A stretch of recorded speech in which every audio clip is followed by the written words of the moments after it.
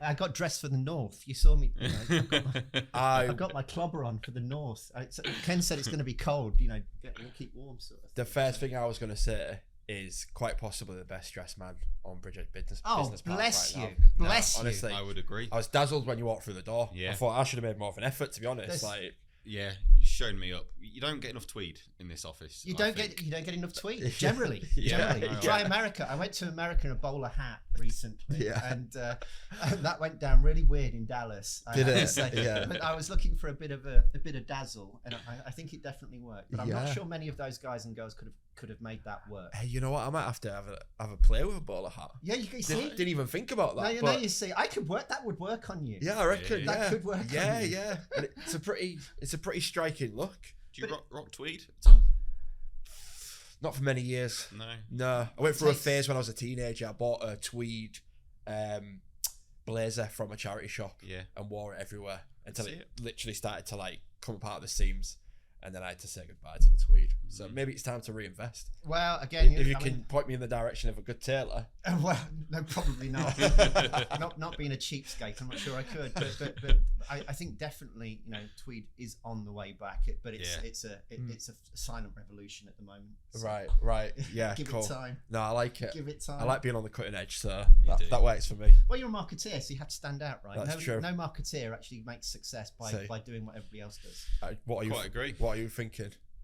I'm thinking I need to wear more tweed. I'm thinking. Yeah. That's where we are. I've got a nice. No, the granddad cardigan. Nice, I am rocking on nearly 40. Actually, I'm feeling it. Cardigans. In Steve's defence, I have got one of those cardigans at home as well. Yeah. So with the big collar and everything. Oh yes, it's got to be massive. That collar's aggressive. Does it fall down or? It just hides one of my chins. We got chins at the side as well or something. It's a cold day in Hull. You need a big, thick woolen cardigan for a cold. As long as you don't bring your granny's cardigan out again. No, I've retired that. Yeah. You'll have to check out. Was it out last Christmas? It was the first Christmas one we did. Yeah. And basically, I said to the guys, "Can you all come in like Christmas jumpers?" All right. And he didn't really get the memo. I guess. I did. Running around frantically that morning, didn't have a Christmas jumper. Yeah. So just grabbed what looked like his grandma's cardigan from the office, and the guys just rinsed him for about 15 minutes straight over this cardigan. Right. And I think you went home and immediately burnt it. Yeah, I don't think I've got it anymore. No. Yeah, I've donated. Yeah, it was to my grand. It was it was an error in judgment that. I'll say. Was. You don't make many, but that was definitely one. Right, we're gonna have to move on.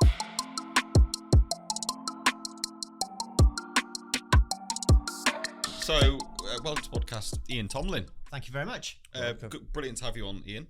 So for watchers, listeners, just want to give us a sort of 30-second, a minute introduction to who you are and what you do. Okay, please. Yeah, easily. So I sit between three different pillars. One is strategy in organisations and how to help them to grow.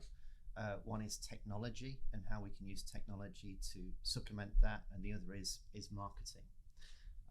So essentially, my whole career has pivoted between sales and marketing and technology, starting and running technology companies, helping companies to sell.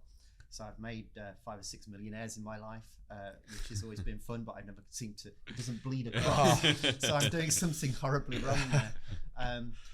But also then on the strategy side, I spend most of my time helping companies to start up or to find a beachhead or to scale or to sell with the highest valuation. So it's a bit of a blend. Excellent. You forgot Style Icon as well. Well, Style Icon, yes. Author. There is an aspect of that. I do write a lot of books. I've done some fictional books, but mostly I've done sort of business books, yes, for about 20 years now. So my kids are completely bored of any conversation about authoring and writing. So. and you've done some work with our good partners, Canon. I'm looking for a Canon brand. There's normally one within reaching distance, but I can't find one now. But yeah. Yeah, I normally have a pen with me somewhere, but not today. And you've got the badge somewhere apparently. But so tell us about Canon. I started with Canon after working with Ricoh and Konica on launching product.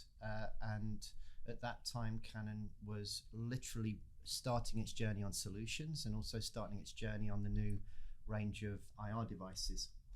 And so I was brought in as a consultant early on with Canon to help them to work out how to listen better to their customers and to fit the products they were bringing through to the marketplace. And we did that for 10 years across Europe. So that helped me to do a lot of strategy stuff with Canon, and great company to work with. Excellent.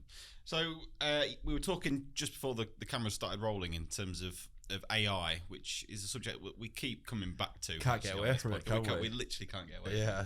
from it. And one of the things we've talked about in the past is, is it going to be a net contributor towards jobs? Are people going to lose jobs as a result of AI, or is it going to contribute towards more jobs? And I think you've been to some conferences recently where that was discussed. I just wanted to get your view on that as a kicking off point.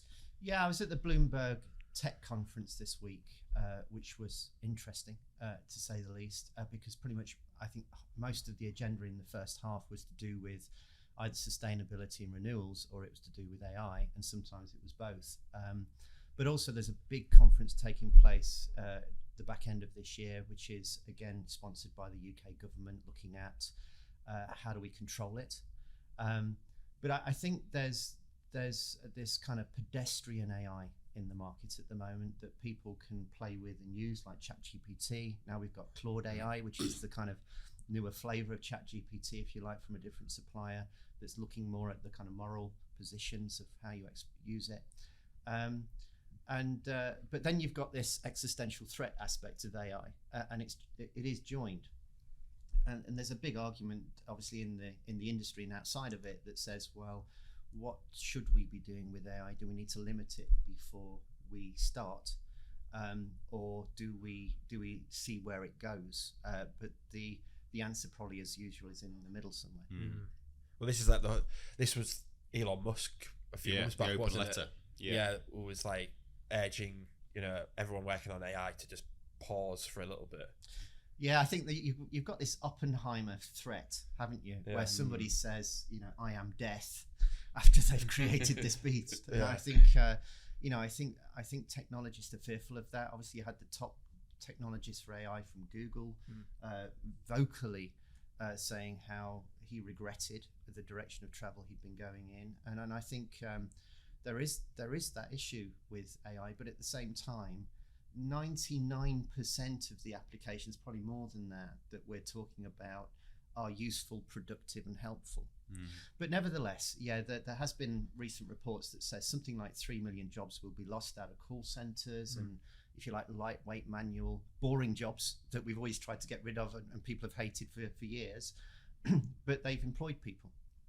And now we're looking at maybe something like 18 million new jobs in AI related topics. But I think we also got to remember that it's not just kind of coding AI, it's people that are using ChatGPT and know how to use it because they're interested. And it's people that are actually adding their creativity around AI to understand what they could do with it. So I think you've got 3 layers of talent there. It's not just about traditional coders and programmers and tech people. It's also about recognizing that if we're not careful, we end up with an us and them in the workforce. Because if you're my age, if you're one of the baby boomer sort of generation, my first instinct with AI is, crikey, no, that's not for me. I try and switch off Facebook and everything else as it is. So AI, no. But my kids will say, no, hang on a minute. You've got to understand it. You've got to embrace it. You've got to work out what you were going to do with it. It's going to be around for a long time, and that applies to business leaders as well.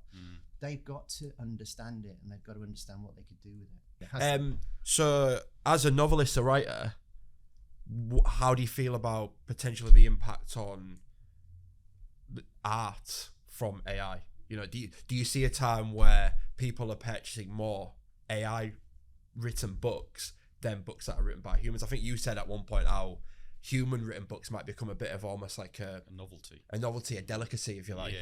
Yeah. Is that something you've considered? Yeah. Well, I think this year on the marketing side, I probably my marketing business lost something like a third of its revenues in February of this year. Wow. Overnight, when there was a loss of confidence in marketing, everybody was thinking, hang on a minute, let's just try and do what we're good at and not spend so much on anything that's going to create new opportunity if it's not going to be there. So there was a change of sentiment in that period of the year. But also, I think what we saw was the impact of ChatGPT on marketing content, as you're saying. And I think as a marketeer, it's one of the first points of artistic creativity where you're essentially now saying, well, if I used to use a guidebook as a call to action, well, what's the point in doing that now when effectively there are so many guides and so much content out there? The paucity is immense. And so that means I think for creatives, there is a big threat here that you don't really know if you're looking at AI or not. You don't know if you're looking at original mastered content from a human being or not. There are no regulations around that at the moment. And of course, if you're, my son's a fantastic guitarist, and so he got up to his kind of grade 7, put a lot of effort into mastering his instrument. And of course, when you're doing all of that, you look at AI now and think, well, is it worth it? All these constant hours of trying to perfect how you can kind of pluck a string with both hands, when you kind of think, well, a robot can instantly do that with a synthetic generated sound source. Hi guys, just jumping in, I want to talk about one of the services we offer, which is robotic process automation, also known as RPA. That is software that replicates human behavior. So if you've got people downloading spreadsheets, attaching them to emails, going on portals, downloading information, moving data around, all that stuff is perfect for a robot. So if that's interesting, get in touch, let's have a chat, let's see if we can help. Enough from me, back to the conversation. So I think we're in a weird space at the moment for humanity, but again, every industrial revolution, and make no mistake, this is one, has winners and losers, and it has impact on change on society. So obviously, when we went through the industrial revolution, everybody went into the city to get jobs, and people don't work from home. Of course, now people are working from home and they're not going into the city to get jobs. So we're seeing those changes happen now. You mentioned earlier about neurodiversity and how that feeds into AI. So it'd be interesting to get your perspective on that. Obviously, that's something that neurodiversity is something that you're obviously passionate about. Yeah, what happened is this year I was at another conference. I was speaking at a conference called CWS Summit in London, which is for the contingent workforce, as in temporary workers, hired workers. And I was asked to speak about neurodiversity because my son Mason has gone through and been diagnosed with Asperger's later in life. So we went through that as a family. In my own sort of marketing teams, 60% of my people are neurodiverse as well. So I did feel a bit like in a massive imposter syndrome doing this, but certainly it was. I thought, well, okay, I'll give it a go. But what was remarkable was the number of blue chip company talent leaders that actually queued up to have a conversation after that. And I think the reality is, and I think Ernst & Young have recently put this really well, is they're recognizing that there are millions of new jobs that are going to be needed for technical, analytical, creative people.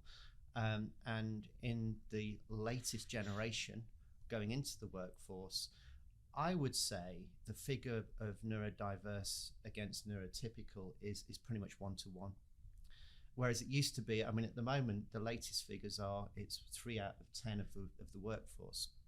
So that's a massive change in workforce and the way that the workforce thinks. Now, we don't really know what's causing that.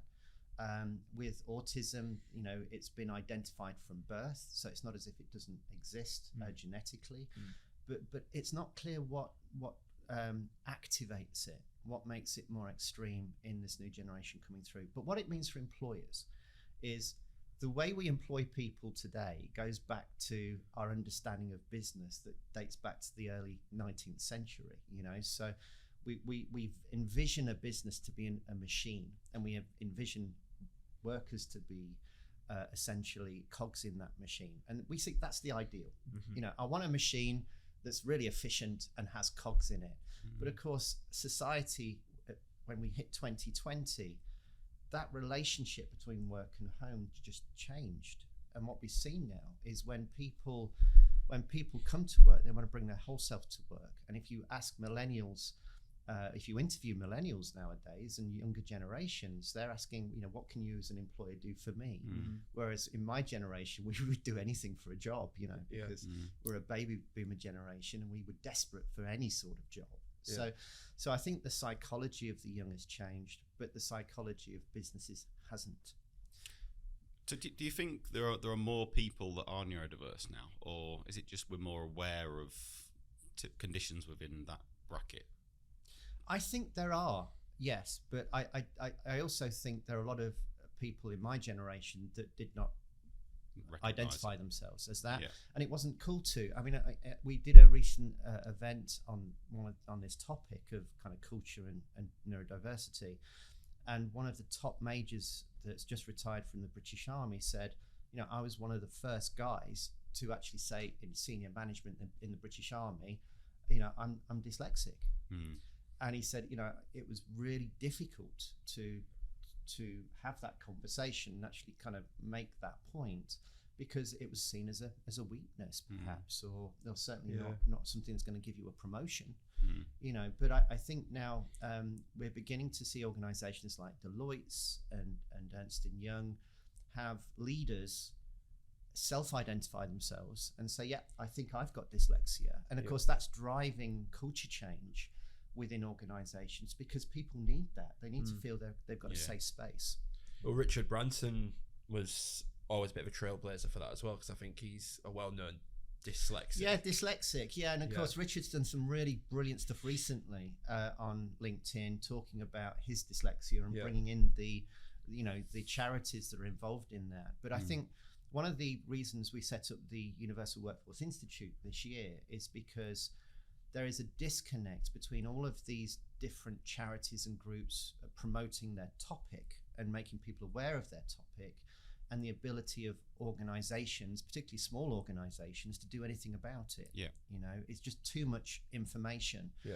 I also think, going back to AI, we're seeing a real connection between the advance of AI technologies and neurodiversity, because ultimately you're going to need that neurodiverse workforce to arm you with the creativity and the thinking differently aspects of that, to drive the success of AI. And so if you don't have the workforce, you can't implement this technology, which is going to hold us back. I think that's a fascinating idea, to think that neurodiversity is increasing, like naturally increasing. It's not just there's more identification of it, but also more people are just being born neurodiverse, or is it potentially that? Yeah, I'm not sure that's true, that they're born more neurodiverse. I think it's like a nature. There is a genetical kind of imprint to this, definitely, but what activates it is not clear, and what we're seeing is more activation. But I think, again, if you look at the way that we learn with our brain, it is initially, of course, if you do a driving lesson, or you learn to play the piano, the first time you do it, you kind of start to get pretty good by the end of the hour, and you're thinking, wow, I'm getting the grips with this. The next week or next month you come back and do it again, you're completely hopeless and you've lost it all. And of course, what's happening in your brain is the node connections don't exist, and if they don't exist, you get a burst of drugs. They give you, it gives you dopamine to kind of give you the connections forged synthetically. And of course, after a while, you start to forge those nodes links in your brain to learn how to do this repetitively, until it becomes, we get to that stage where I think we've all had it, where you go to work on your commute and you think, how did I get here?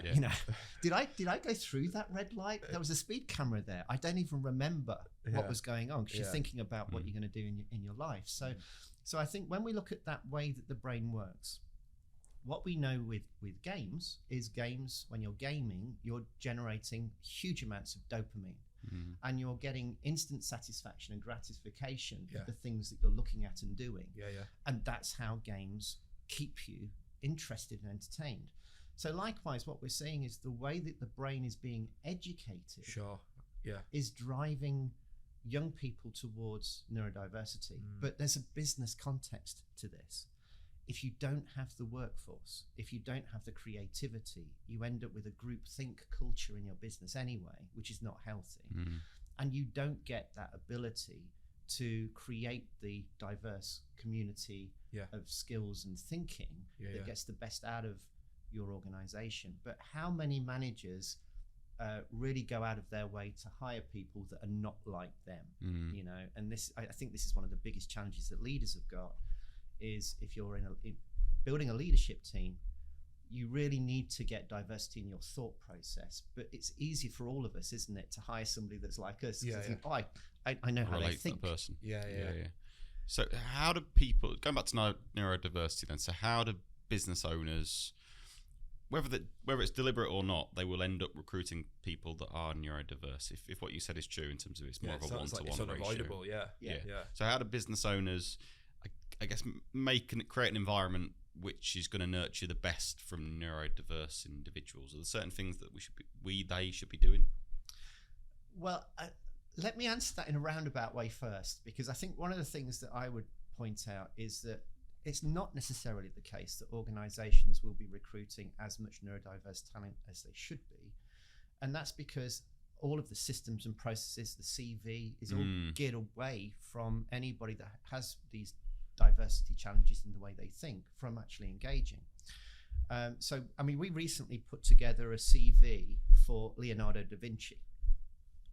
And we wrote out, if you took a look at all the things that he did and put that into a CV, and you presented that as a CV to a modern employer, they'd say, this guy's unemployable. The guy's just crazy. 1 minute he's kind of, painting. The next minute he's building, weapons of mass destruction in that era. And then he's working out how to build a flying machine. So, okay. Yeah. I don't think you're for us, Leo. Not for us. Thank you very much. So I think if you look at that, CVs don't work. We know that they're actually a preventative mechanism to get good talent, really, because what you're doing is you're looking at technical talent qualifications that you could qualify now with technology anyway. So that's irrelevant. You're looking for a cog in a machine. You're saying, well, has this person done this job 60 times before? Well, neurodiverse people don't do that. They're very creative, but it doesn't mean they're not really capable. So, one of the qualities that I see with Mason is he's one of the best customer experience designers I've ever come across in my career in technology. And that's because he thinks like a machine.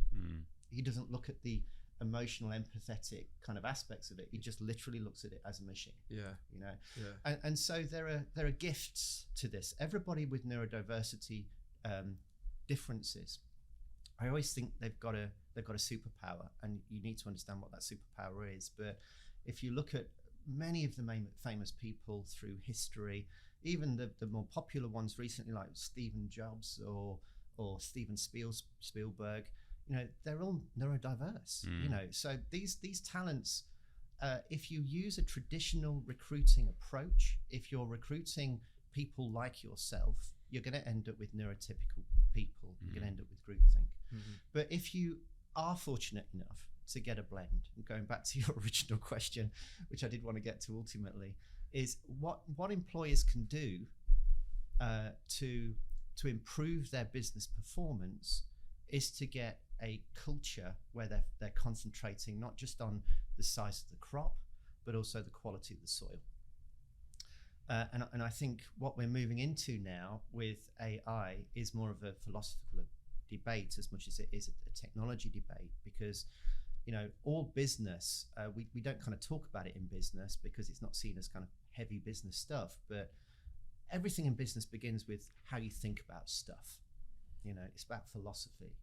And what we don't do in business at the moment, because we've been focused on business as a machine, is think about the quality of the soil and the nutrients of the soil, of that culture that you want to build to get the best out of your organization. You don't get the best out of technology without addressing the people issues. I think that's a great analogy. I love that. Don't focus on the size of the crop. Focus on the quality of the soil. It's good. Yeah, that whole section has really got me thinking. Yeah, it's really fascinating actually, the whole neurodiverse thing. So I don't think I've ever thought about it that deeply. No, and you're right on the CV. I mean, even me, I don't think I am neurodiverse, but even applying for jobs historically, it's like, you need to write a letter expressing your interest. You need to write a CV, and you need to fill in various forms where you take bits of your CV and drop that onto an online form. And it's and how many people present that? I mean, I've got a shirt. I did an analysis about 4 months ago now of the different forms of personality profiling.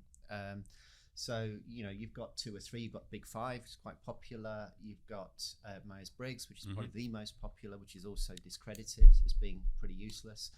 And you've got Hexaco. There's a whole series of new forms of personality profiling coming through. But I think what we can learn from personality profiling is even the simplest form of personality profiling that allows humans to understand profiles, which is really where Myers-Briggs is coming from. There is a website, by the way, called 16 Personalities, and if you look on there, you can do a self-assessment of yourself.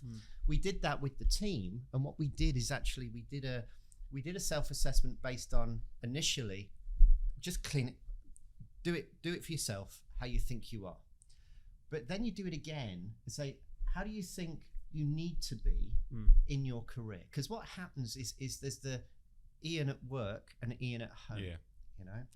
And there's the Ian at home, Ian at work that I project, that I know how I need to be for that role, but also there's Ian at home who I really am.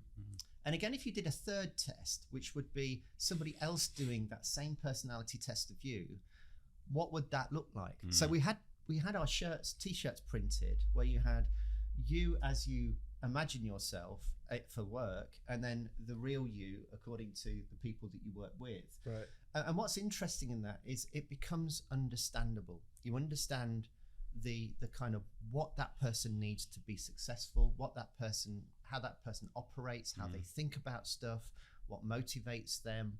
And I think that helps you then as an employer to understand, well, how do I get these teams to work as high performing teams? By understanding what the needs are of the people around the table. Always comes back to people, doesn't it? When we talk about technology, it always comes back to people, which I think there's a lesson in that in itself. Can we just talk about AI again? Because the question I was going to ask earlier is, we talk a lot about AI and ChatGPT, but I think what we sometimes struggle to do is link the technology to the actual use case. So where are businesses actually using AI on a day-to-day basis, and are they using it enough? Well, I think that really is the focal point at this year, where AI has got to in terms of maturity. And I think one of the ways of looking at this is the different types of AI function that we are looking at, because some of these jobs are augmenting humans to do more. Some of them are almost like a crane, where effectively you're doing superhuman things with AI that a human couldn't do at all. And then you've got the general replacement function, where you're actually just taking a manual job away from a human. So I think you've got to group your AI strategy into those 3 chunks. What can we do to remove boring, mundane, monotonous tasks? What can we do to empower productivity within the people that we've got?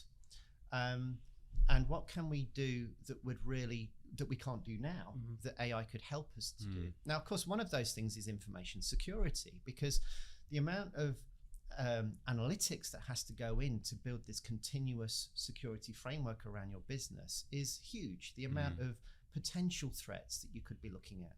So in that context, for example, AI has a great role to play in helping to make smart decisions around what actually constitutes a serious threat that a human needs to look at. And that becomes a filtering exercise, doesn't it? But also we're seeing, back to marketing, we're seeing some fantastic visual AI tooling. So you can actually now sort of project your business and do training courses using AI avatars that would traditionally have been out of reach for most SMEs. They couldn't provide that type of information for their customers. Nowadays, that's really accessible. So I think what we're beginning to see is the emergence of these 3 different types of AI solution. And I think we're beginning to see the first tranche of SMEs and companies actually finding ways to use it. But I think one of the challenges with this, Steve, is data. What we know from the last 20, 30 years of IT is your outcomes are only as good as your data. And same with AI. If AI doesn't have access to the data and the context of data, the data dictionaries that bring that meta framing, that they're not a particularly useful tool. It's only when you can give them access to all of the data fabric of your business and your landscapes of opportunity that you can really get the best out of AI. So really the challenge I think that organizations face with AI is it's not just a widget of technology. That has to be complemented with a data strategy where you can make the data composable for AI and make it accessible for analysis. And then before that, you've got to have people that can imagine that and make that happen and be creative enough to actually build those solutions. And that's the boring bit as well at times, the data, in terms of actually getting the right data structures in place, getting that data populated, making sure that it's accurate, it's consistent, and yeah, it's hugely boring. It's hugely boring. People don't want to do that foundational stuff though. They just want to jump to the bit which is the AI creative element. And so I launched business intelligence products in the early years of BI when it was, we used to call it business intelligence, not anything else. But the challenge I always found when you went through a project is initially the chief execs and the senior managers all wanted a dashboard. They all wanted a pretty dashboard. So what we'd do then is we'd get all this data together, we'd harvest it together, we'd build the dashboard, we'd put it up in front of the chief exec, and he or she would say, yeah, it's not a pretty color, is it? And you think, really? After all that? But again, it matters, but then you go a month or two into that use of that dashboard, and you go back to the user and say, "How are you getting on with it?" So, well, yeah, it's good, but I don't really look at it anymore because now I know what I'm looking for. I just, if it changes, then I'll look at it. But if it's the same, I'm not interested. And you start to realize that the way humans work with data is also one of the challenges of data, because if we go back to December the 7th, I think it was 1940, when Pearl Harbor was happening, the guys on the radar were looking at all of these dots on the screen, and the first thing that they did is report that to a higher up, and of course the higher up said, nah, you've got to have got that wrong, it's a mistake. So even when we've got the data in front of it, I mean, these guys had an hour and a half to, go get a Starbucks, if that was still there at that time, come back, waltz down to the guns, get everything prepared. But instead of that, they sat on their hands because the data didn't mean anything to them. And as a marketeer, we also know that the average of data is always boring, and what's interesting are the outlayers of data, the data that doesn't fit.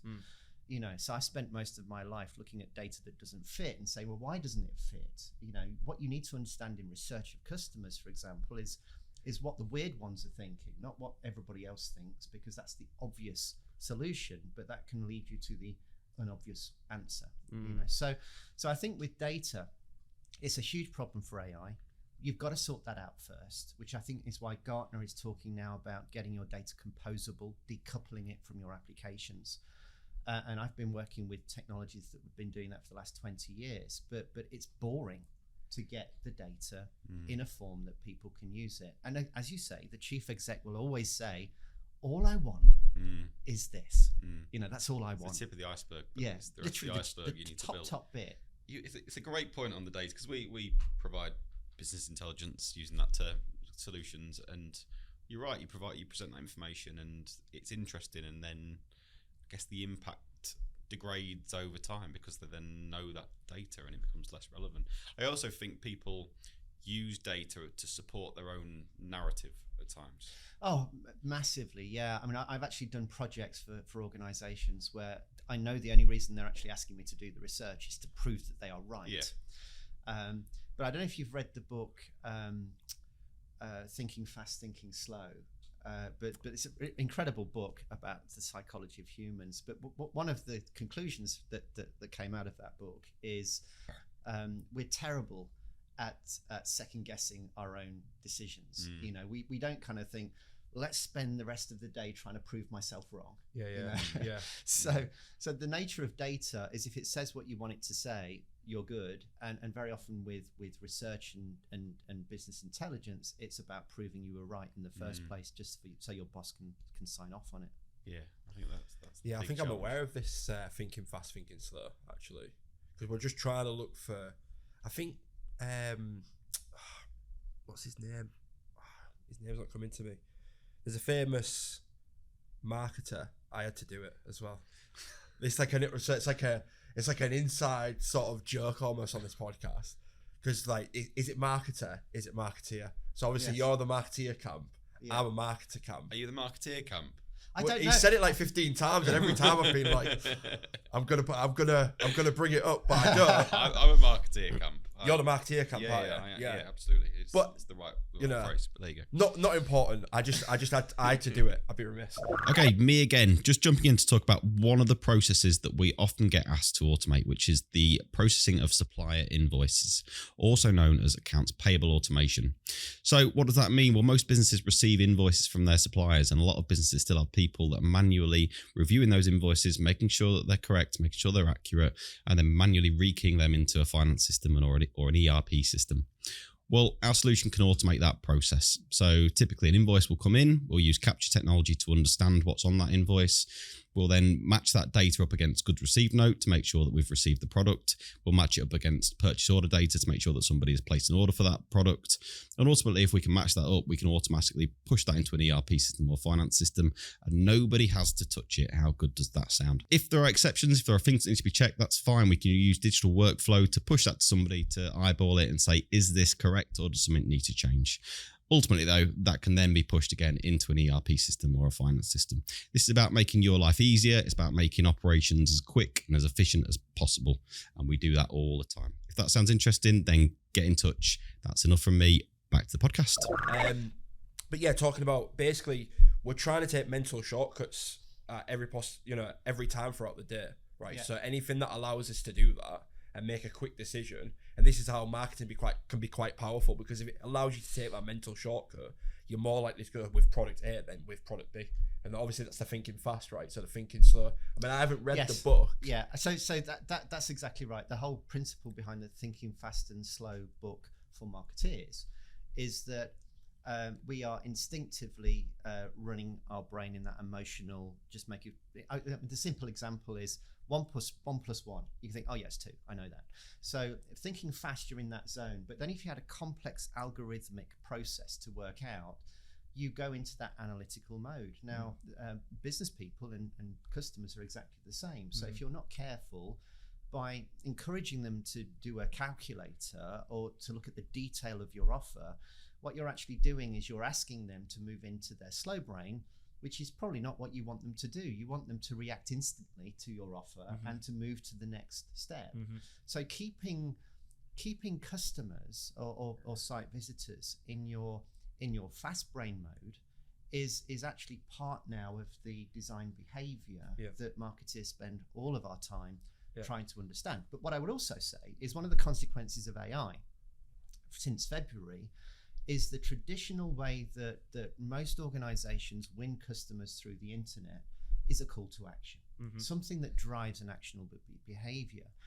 The problem with AI that AI has caused is there is so much content out of there now, those call to actions are not working. So in the book I wrote this year about marketing, it was actually about customer value, because we don't really talk about customer value enough in business. Customer value is what drives the success of your economic engine. It's what drives call to actions and behaviors in marketing. But then you say, but what value have I got for customers? What does it look like? And part of that could be brand. If I talk about Canon, who is obviously a company that we both know, a fantastic brand, and people will react to that as valuable. It's seen as a not just a product, it's actually almost a type of acquisition. I got a car from a Japanese company, and when I got it, I got a bottle of champagne, 2 glasses. This is your car coming. I got videos coming through every 3 weeks telling me your car's just been made and it's coming off the shop, off the shop floor. This is what it looks like. It's going onto the boat. And you think, this is fantastic. And I said to my wife and kids, I said, if this company built mobile phones, I'd be buying mobile phones from them, not a question, because I want that experience that I get. Coming back to the marketing, if you want to get more call to actions, you need to gift some value. And so the question is not, what should my call to action be? The question should be, well, what value have I got that I could gift to that community of interest? But then we also know gifting value, if you're not careful, then your customer just walks off into the sunset with your box of goodies and you get nothing from it. So you've also got this reward aspect that you've got to give them for connecting with you.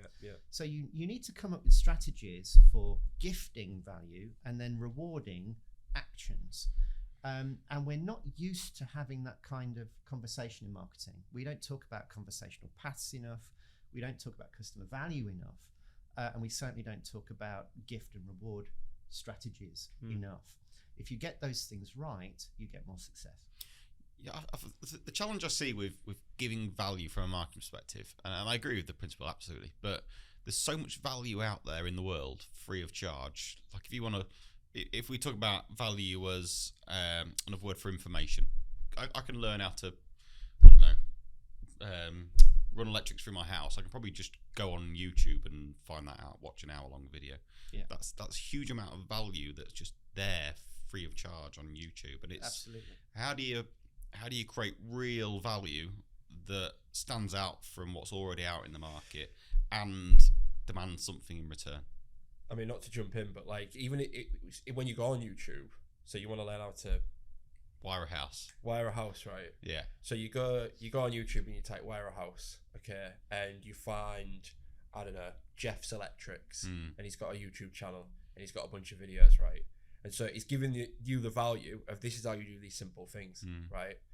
So if enough people watch, some of you will be capable enough and patient enough and will just, all right, yeah, do the thing. But he's gonna have a call to action at the end of that video saying, if you need any help with anything, whatever, get in touch with me and I'll be happy to help you out. So he kind of has created that conversational path, if you like, where he's giving you the information. He's saying, if you want to rewire your house, you want to build a rocking horse, whatever you want to do, go ahead. Go get him a chance. I agree, actually, yeah. But it goes back to what you said earlier on in terms of you need to stand out, and that's what makes it more difficult. There's so many people giving so much value that's essentially free. Yeah. It becomes even more difficult. Yeah, they're boring. A lot of them are written by ChatGPT now, or me. Exactly. To be honest, that is a write-off. But back to your point, Steve. The answer to the question of how do you do it is you have to understand first and foremost what your value is to your customers. What are you doing that's bringing that value? Because you will have some. Every company, it doesn't matter if you're a big or small company, you've got assets. And the nature of small companies is they're more reactive, they listen better, they can respond better. You've got more control if you're a customer with a smaller company because you can talk directly to the bosses. You go to a big company, they've got perhaps more finance behind them, they've got more brand reputation behind them, but they're also big, they're difficult to move. So it doesn't matter what sort of business you're running. If you are selling product, you have value, but you do have to work harder to work out, well, what is that gift that's going to bring some value? Because there is simply no point throwing content on LinkedIn and social media on YouTube unless you've thought through, is the value visible to my client going to be enough for them to A, pay it attention, and B, can I reward them to come back to me? Because if you don't do that, they won't. Okay, let's go back to new tech. So you went to the Gartner, was it Gartner conference? No, this one was Bloomberg, and which was interesting because obviously Bloomberg Technology is a media organisation focused toward investors. And finance, really. Yeah. So what were the other kind of takeaways from that conference? Well, I think, certainly just to cover off on the AI stuff, AI is at the moment this kind of conversation that won't go away. I think we've had that, we made that point. And the fact that it is the conversation that won't go away, I think one of the biggest issues is this concern about how it's used, how it's applied, who can use it. And so there is another conference coming up in London at the moment with Rishi Sunak sponsoring that conversation globally about how do we take responsible action as an industry around the use of AI. So that was certainly one of the major themes of this. But the other big topic is sustainability and renewals. And I think a lot of organizations now are recognizing that they've got to do more and they've got to do it faster to actually contribute to getting global warming down and doing something about this issue. But also now we've reached a pivot point where sustainability is a competitive advantage. If you can provide better solutions, more sustainable solutions first, you get first mover advantage and people are more prepared to buy your products and services. So there is now a profit motive for organizations to do the right thing, but they need courage. And I think that was really one of the main themes that came out of that conference as well. You've got to have courage in setting ambitions and goals as leaders, and working out then how you're going to get there next. But you've got to have that courage to make those bolder decisions. What are the links between AI in particular and sustainability and ESG? How are businesses using the technology to kind of reinforce those credentials? Well, again, we spoke earlier about robotic process automation, which has been flavour of the month now for about, I guess, when would it be, 2017? I think that really kind of hit the headlines. And really, all automation conversations started to bleed in RPA back from 2017. I think at the moment with AI, where we are is it is bleeding edge. It's a lot of people are doing proof of concepts and working around it. But the reality is that AI engines help you to get more done faster and automate faster, and they are a great ingredient into solutions. But we are going to get to the stage, I think, within 2 or 3 years where there's no point putting AI on your website landing page because everybody's going to be using AI, and it's just one of those mechanical things that people would assume. Yeah, it's just a given. It's just got to be in there. If you're not using AI, you're not going to be competitive. So, but I think if one of the interesting ones I was looking at in that event was the fact that they're now looking at using 40-degree water below the surface to heat houses around the world.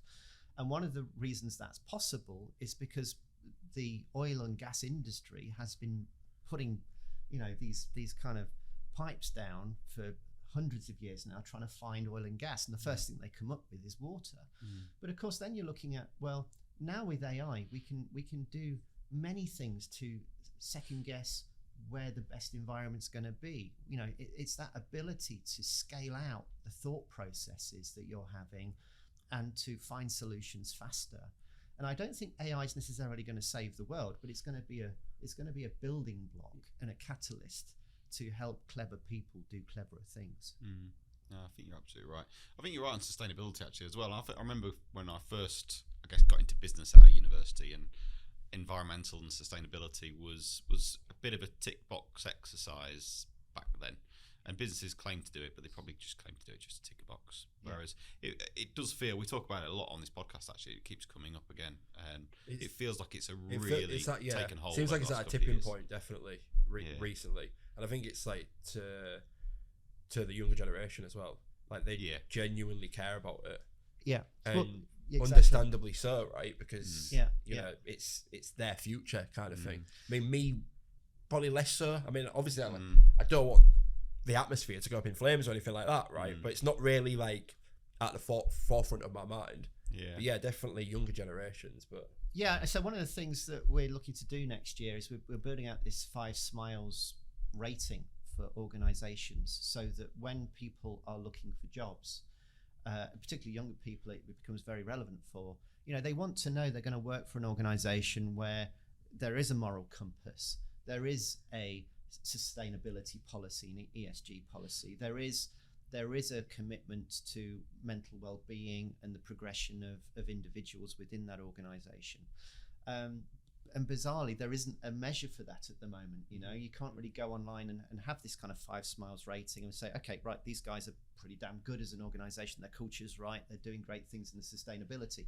But that's coming. And I think this 5 smiles program will be very interesting next year, because I think we'll get a lot of adoption from it, from organizations that want to, lift their flag up the pole and say, hey, we're actually doing some pretty good stuff here as an organization. I love that shift. I love the fact that, and it's kind of off the back of what you said earlier about the way that the power is kind of being transferred back to the workers and away from to the employees, and away from the employers. So actually, it always comes back with a lot of these things. What are you calling it? ESG. Yeah. So ESG, neurodiversity, diversity, like racial diversity, all kinds of diversity. The question that you often ask, and you're asking it, on behalf of businesses in general, is, well, why should anyone care? And why do businesses care? And I think the discussion that we had with our previous guest was, well, it's kind of, you've almost got to like fake it till you make it, right? And so by putting the control or putting more emphasis on the employer, which is just naturally happening for some reason, is then, well, now the business has to act in the right way because everyone's watching. We're all connected. I think the 2020 experience that we all had in lockdown really significantly changed society more than we realized at the time. Yeah. And I think when we saw people, mums and dads at home with their kids, all of a sudden that started to get into the office. You couldn't help but notice that, gosh, my boss has actually got 2 kids and one of them's really loud. And what about that cat? So I didn't know cats could do that. So I think that there was a culture shift there. And then we've got into this very interesting space or challenging space for leaders, which is, how much of societal responsibility am I allowing into my organization? Why should I care? Why should I care? I want to run a business. That's all I want to do. But the fact is, you cannot employ people nowadays and expect to ask them to leave 80% of their personality and 40% of their life at home. People want to bring their whole self to work, and they want to work in an environment where that is a safe space to allow them to come up with ideas and suggestions. One of the most fascinating areas, I think, in company culture is almost nobody sits around a table in a meeting and says what they think. And that's the truth. It is the truth, yeah. Absolutely. We all frame our behaviors around what we think is acceptable based on that imprint of how you're supposed to act in the corporate world. So I've got a training course that I used to run at Canon for the young people that join Canon, which was, I called it the Corporate Survival Guide. And really what it was about is how you win in a corporate environment, because it's different. There are kind of rules there that you can't see, and even in communication, I think young people, my son goes off on one when I put a full stop at the end of a text message. Now for me, it's a full stop. I've ended the sentence, I put the full stop there. For him, it's an insult. He won't talk to me for a week. So these things are out there, and that means if we are going to create the right environment as leaders of businesses, we have to understand, how do we build that community in the right way to get the best out of people, but realize that, we said, AI is not necessarily going to save the world. The world will be saved by an autistic person. It will be saved by a dyslexic person that thinks differently and applies technology to solve problems in ways that we hadn't thought about, because they're building connections that other people just normally can't see. That's the clip.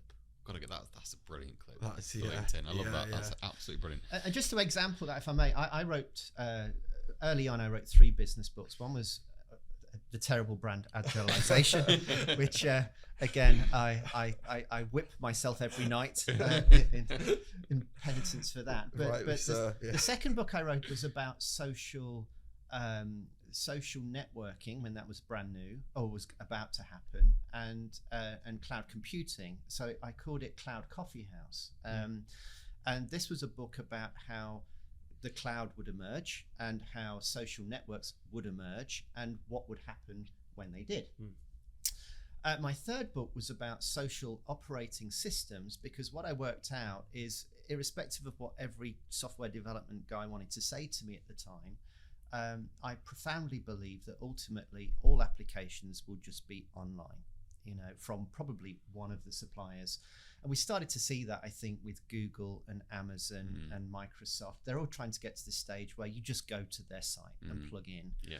But I think what that misses again is the humanital, societal aspect of this. Is that, you don't do work in isolation. You do it in a team, in a group. So now what we've seen is this convergence of social networking start to happen with productivity tools. So we're seeing productivity tools in Zoom. You can start to do PowerPoint stuff in Zoom. So we're starting to see this crossover happening, and that's really what the social operating systems book was about, is to say, actually, this is what the future's going to do. Get ready for it. And back to the point about neurodiversity, I'm on the register somewhere. I've never been sort of diagnosed in the same way that my son has. But I can see connections between things that people can't see. I knew cloud computing was going to come 3 or 4 years before it was happening, because I was researching the different markets and I could see the connections coming together, because that's how my brain works. It doesn't work in straight lines, it works in patterns. And I think that's the gift that you get when you blend neurodiverse people with neurotypical people, is you need straight line thinkers. And if you're a good boss, the best way of building a great team is to build that blend and get that blend right. One more question, because I'm conscious of time. The podcast is called Tomorrow's Workplace Today. So we ask each guest to cast their mind forward 10 years and think about the workplace in 10 years' time. And I guess, what are the striking differences that you're seeing compared to today?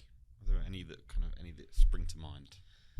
Well, in my second book, Cloud Coffee House, I wrote the last chapter on this exact point. How could you visualize what that experience would be like 10 years from now? What would that work experience be like?